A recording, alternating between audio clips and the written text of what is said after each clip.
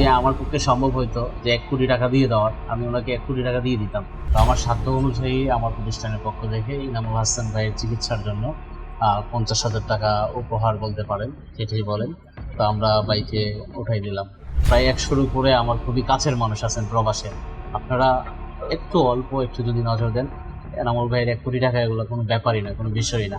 কালকে একটা ভিডিওতে, 71 টিভির যে ভিডিওতে ভাই যে বুকে হাত দিয়ে বলছিলেন যে আমার বাচ্চাদেরকে এই বুকে নিতে পারি না, খুব ব্যথা। আমার একটা ছেলে আছে, যখন এই কথা শুনছি বিশ্বাস করেন আমার চোখ দিয়ে পানি চলে আসছে। বিশেষ করে ভাই আসছেন ওনার প্রতিষ্ঠান আরবি লেজার কাটিং থেকে।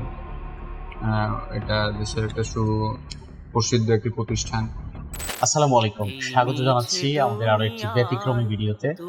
আজকের এই ভিডিওতে মূলত কোনো কাজ দেখাবো না। আজকে এমন একটা ব্যক্তির সাথে আপনাদের পরিচয় করাই দিব যিনি অলরেডি সবার কাছে পরিচিত।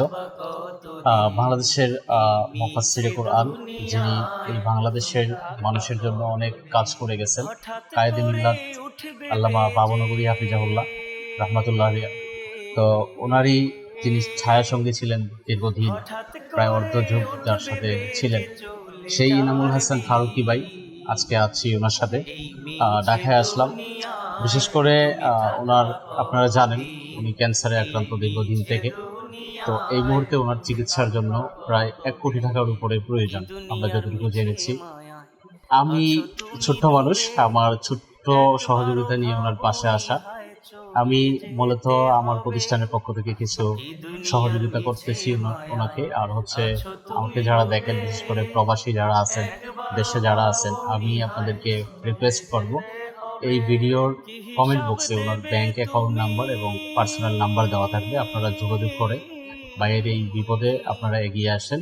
ইনশাআল্লাহ আমরা আশাবাদী এনামুল ভাই আমাদের মধ্যে থাকবেন, আমরা এই প্রত্যাশা করি। তো সংক্ষেপে ভাইয়ের কাছে আমরা কিছু শুনবো দেশবাসীর উদ্দেশ্যে বা প্রবাসীদের উদ্দেশ্যে।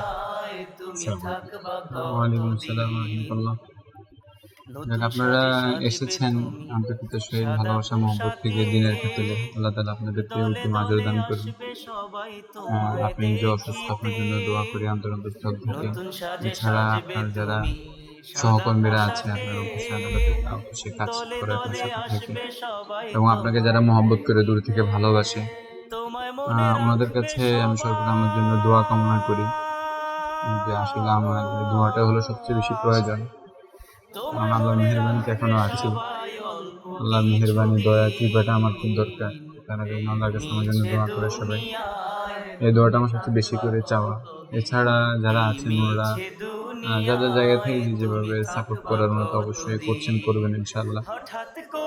তো বিশেষ করে ভাই আসছেন ওনার প্রতিষ্ঠান আরবি লেজার কাটিং থেকে।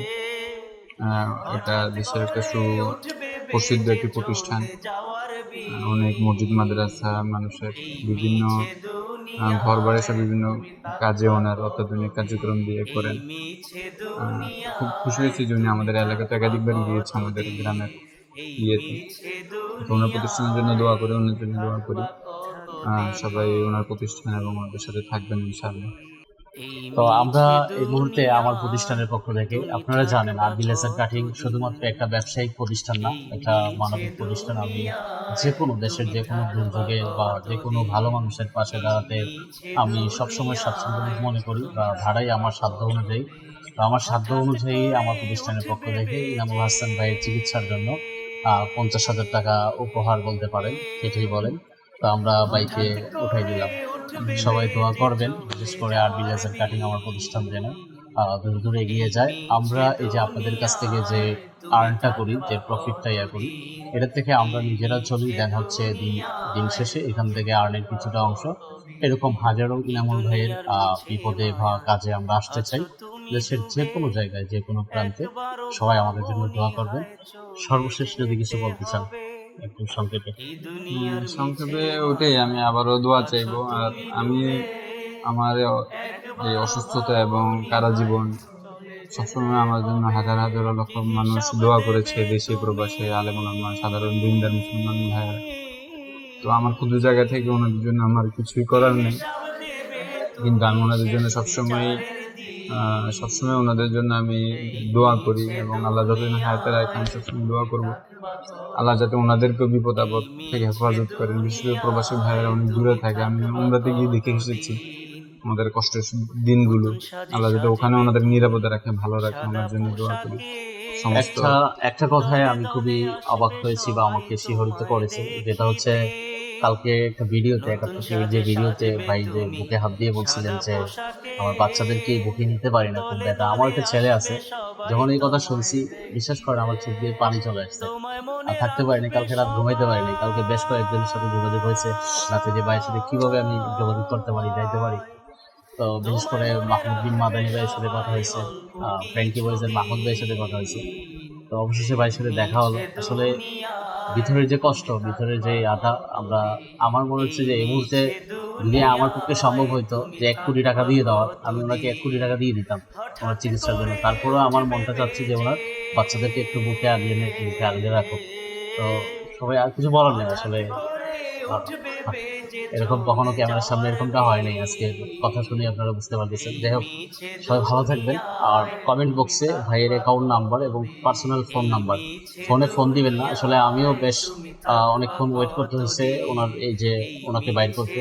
প্রচুর ফোন, আমি একটা ফোন কাটলেই 100টা ফোন ঢুকতেছে, অনেকেই ফোন দিচ্ছে। তো আপনারা ফোনে ফোন না দিয়ে সরাসরি ওনার অ্যাকাউন্টে আপনারা যাই সহযোগিতা করেন। বিশেষ করে আমার প্রবাসী, আমার প্রায় 100-র উপরে আমার খুবই কাছের মানুষ আছেন প্রবাসে।